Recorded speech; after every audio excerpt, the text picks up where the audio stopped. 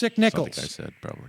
The problem with cops today is racism, but it's also a new sense that the old cop mantra, protect and serve, has been replaced by protect yourself. So the assumption is first that black males are a threat, and then you couple that with the new attitude that I, as a policeman, get to protect myself by any means necessary at all times. Suddenly, excessive force is the norm. Then, because there is zero accountability, the vicious cycle continues. I think it's some of that, but I also think that, like, look, there is... The cops would not be set up this way if it was not in some part a reflection of society. I mean, look, this whole much of it is still emanating out of the Nixon era, where you had this sort of quiet. Remember, from an electoral standpoint, you had the quiet majority who were dealing with law and order became very important. That's when we had the war on drugs, I think was basically officially launched. And all of these things and the Southern strategy. So all of these things get conflated. And so the nature of, I mean, I think there's some truth to what you're saying. There's been a change in terms of, sort of what the relationship of police are to the people that they're policing, I guess.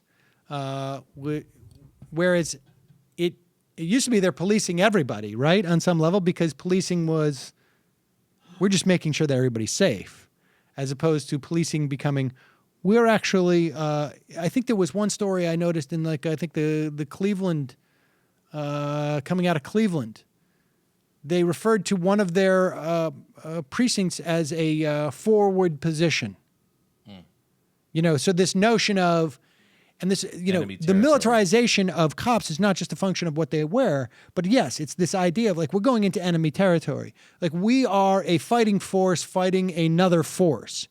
And that is problematic too when we talk about the militarization of the police, which is where they do perceive themselves like, we just got to get out of this alive. And it means, them before us. I think that's true, but I think it is important to always make just a little bit of a distinction between the broader trend of militarization of the police and the very specific history of African Americans in the police. I think when and that's a problem with the libertarian narrative, is those things getting completely conflated. Because as you pointed out earlier, it's not like Eric Garner. I mean, his killing had nothing to do with new equipment or gadgets. It's the mentality, and it's very specific to specific communities, obviously. Well, I mean,